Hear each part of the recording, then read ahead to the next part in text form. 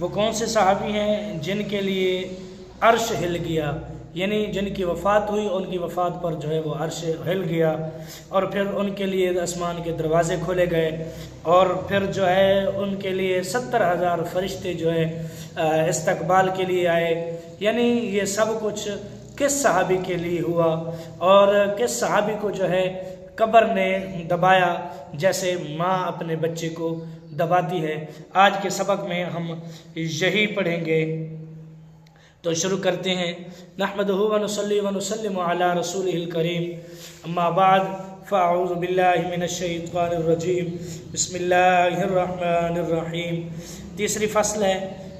حضرت جابر رضی اللہ تعالی عنہ فرماتے ہیں کہ حضرت سعد ابن معاذ نے وفات پائی تو ہم حضور علیہ الصلوۃ والسلام کے ساتھ ان کی طرف گئے۔ جب حضور علیہ الصلوۃ والسلام نے ان پر نماز پڑھ لی اور وہ اپنی قبر میں رکھے گئے اور ان پر مٹی برابر کر دی گئی، تو حضور علیہ الصلوۃ والسلام نے بہت دراز تسبیح پڑھی، ہم نے بھی تسبیح پڑھی، پھر تکبیر کہی، ہم نے بھی تکبیر کہی۔ عرض کیا گیا یا رسول اللہ صلی اللہ علیہ وسلم، اولاً تسبیح پھر تکبیر کیوں کہی؟ فرمایا اس نیک بندے پر ان کی قبر تنگ ہو گئی تھی حتیٰ کہ اللہ نے کشادہ کر دی۔ یعنی حضرت معاذ بن جبل رضی اللہ تعالی عنہ نے جب وفات پائی تو حضور علیہ الصلوۃ والسلام نے ان کا نماز جنازہ پڑھا، اور نماز جنازہ پڑھنے کے بعد ان کو دفنانے کے بعد تو حضور علیہ الصلوۃ والسلام نے ایک لمبی تسبیح پڑھی، پھر تکبیر کہی۔ یہاں سے تسبیح جو ہے ایک لمبی تسبیح سے مراد حضور علیہ الصلوۃ والسلام نے ورد اوراد وغیرہ کی یا جو بھی ذکر اذکار کیا حضور علیہ الصلوۃ والسلام نے کیا، اس سے یہ بھی معلوم ہوا۔ اور جو پچھلی حدیث گزری تھی اس میں تکبیر یعنی اذان کا ذکر تھا، لیکن وہ تشریح میں تھا، اور یہاں جو ہے باقاعدہ حدیث مبارکہ میں آ گیا ہے کہ حضور علیہ الصلوۃ والسلام نے تکبیر کہی۔ تکبیر سے مراد جو ہے اذان ہے کہ حضور علیہ الصلوۃ والسلام نے اذان کہی۔ پھر عرض کیا گیا، کسی نے عرض کیا یا رسول اللہ صلی اللہ علیہ وسلم، پہلے تو آپ نے تسبیح کی پھر تکبیر کہی، ایسا کیوں کیا؟ تو حضور علیہ الصلوۃ والسلام نے فرمایا اس نیک بندے پر ان کی قبر تنگ ہو گئی تھی حتیٰ کہ اللہ نے کشادہ کر دی۔ یعنی یہاں سے یہ مراد ہو گیا کہ حضور علیہ الصلوۃ والسلام نیک بندہ بھی کہہ رہے ہیں اور پھر یہ بھی کہہ رہے ہیں کہ ان پر قبر تنگ ہو گئی تھی۔ یہ دونوں سوال ایک ساتھ جمع نہیں ہو سکتے، تو یہ کیسے؟ تو یہ ہے اس طرح کہ تنگ سے مراد یہ ہے کہ جیسے ماں اپنے بچے کو گود میں لے کر جو ہے دباتی ہے، سہلاتی ہے، پیار کرتی ہے، یہ بھی اسی طرح ہے۔ قبر نے اپنی خوشی اور مسرت کا اظہار کیا کہ میرے اندر حضور کا صحابی آ گیا ہے۔ تو اسی طرح ایسے یعنی حضور علیہ الصلوۃ والسلام نے جب تسبیح و تحلیل کی، تکبیر وغیرہ کی، اس سے یہ بھی معلوم ہوا کہ اگر میت پر عذاب ہو رہا ہوتا ہے تو اگر تسبیح و تحلیل بندہ کرے، قرآن پاک پڑھے، ختم وغیرہ پڑھے یا اذان وغیرہ کہے، تو اس سے عذاب الہی دور ہو جاتا ہے کہ اگر آگ وغیرہ لگی ہو، جو بھی عذاب ہو وہ ختم ہو جاتا ہے۔ تو اس طرح بھی کرنا سنت مبارکہ ہے۔ یہ قبر کی تنگی اصل قبر کی تنگی نہ تھی، بلکہ قبر اپنے اندر جو جس میت کو رکھے ہوتی ہے، اگر وہ مومن ہوتا ہے تو وہ اسے پیار سے سہلاتی ہے، دباتی ہے، جیسے ماں اپنے بچے کو۔ اگر کوئی کافر یا منافق وغیرہ ہو تو اسے جو ہے پسلی اس کی الٹی سیدھی الٹی طرف کر دیتی ہے۔ یہ ایسا ہوتا ہے کیونکہ یہ مومن اور منافق اور کافر کے لیے یہ قبر کے الگ الگ جو ہے سزا و جزا ہے۔ مومن کے لیے الگ جزا ہے اور کافر اور منافق کے لیے جو ہے وہ الگ سزا ہے۔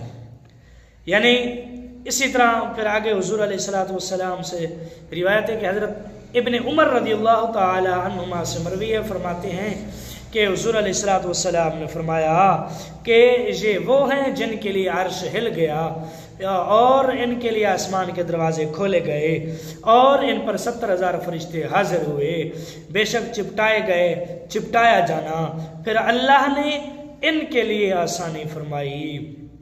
یعنی حضور علیہ الصلوۃ والسلام نے فرمایا کہ یہ وہ صحابی ہیں جن کی وفات پر، یعنی حضرت معاذ بن جبل وہ صحابی ہیں جن کی وفات پر جو ہے عرش بھی ہل گیا اور آسمانوں کے دروازے بھی کھولے گئے اور ان کی روح کے استقبال کے لیے جو ہے 70,000 فرشتے بھی آئے اور عرش اعظم خوشی سے ہلا، آسمانوں سے فرشتے اور رحمتیں اتری۔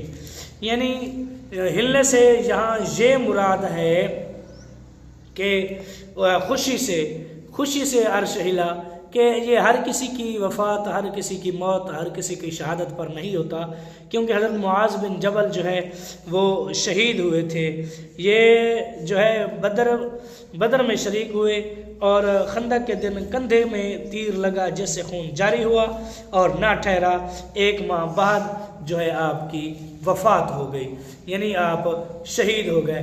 بظاہر تو آپ جو ہے وفات پائی، لیکن وجہ جو ہے وہ وہی جہاد بنی، وہی شہادت بنی، کیونکہ جب آپ خندق میں تھے تو آپ کے کندھے پر جو ہے آپ کو تیر لگا جس کی بنا پر خون نہ رکا اور کمزوری کی وجہ سے آپ کی وفات ہو گئی۔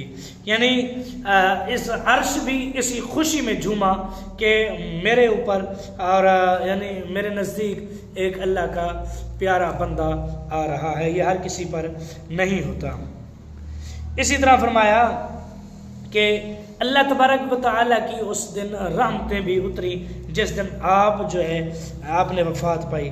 فرمایا کہ مومنین کی ارواح جنت میں رہتی ہیں جو 7واں آسمان کے اوپر ہے، اللہ کی رحمتیں لے کر یا ان کے جنازے میں شرکت کرنے کے لیے۔ یہ عبارت گزشتہ حدیث کی تفسیر ہے جس سے معلوم ہو رہا ہے کہ یہ تنگی عذاب قبر نہ تھی بلکہ قبر کی رحمت تھی اور ان کے لیے وحشت، یعنی یہ عذاب قبر نہ تھا، یہ تنگی عذاب قبر کی وجہ سے نہ تھی بلکہ قبر نے خوشی سے اس کو بہلایا پھسلایا۔ تو اسی طرح پھر انہوں نے مثال دی کہ جیسے کہ بلی اپنے بچے کو منہ میں لے کر دباتی ہے اور چوہے کو بھی، مگر فرق دونوں میں ہے۔ یعنی جیسے کہ بلی چوہے کو پکڑتی ہے تو اسے پکڑ کر اسے جو ہے کھا جاتی ہے، تو اسی طرح بلی اپنے بچے کو بھی پکڑتی ہے، اسے نہ دباتی ہے، یعنی اتنا نہیں دباتی کہ اس سے بچے کا خون نکلے۔ یعنی بات وہی ہے کہ اگر قبر نے بہلایا پھسلایا وہ بھی اس لیے کہ اللہ کا نیک بندہ جو ہے قبر میں تھا، تو اگر نیک بندہ نہ ہوتا تو اس کی پسلیاں ادھر سے ادھر ہو جانی تھی۔ اور حضور علیہ الصلوۃ والسلام نے یہ بھی واضح فرما دیا کہ اگر کسی بندے پر، کسی میت پر عذاب ہو رہا ہو تو تسبیح و تحلیل، تکبیر، ختم، قرآن پاک کی تلاوت کی جائے تو اس سے عذاب بھی دور ہو جاتا ہے۔ تو آج کے لیے صرف اتنا ہی، ملتے ہیں کل کی نئی ویڈیو میں۔ آپ لوگوں کو میری ویڈیو اچھی لگی ہو تو چینل کو کریں سبسکرائب، ویڈیو کو لائک اور شیئر ضرور کریں۔ سبسکرائب کرنے کے بعد اپنے دوستوں کے ساتھ صدقہ جاریہ سمجھ کر ضرور شیئر کیا کریں۔ تو ملتے ہیں کل کی نئی ویڈیو میں، کل تک کے لیے اللہ حافظ۔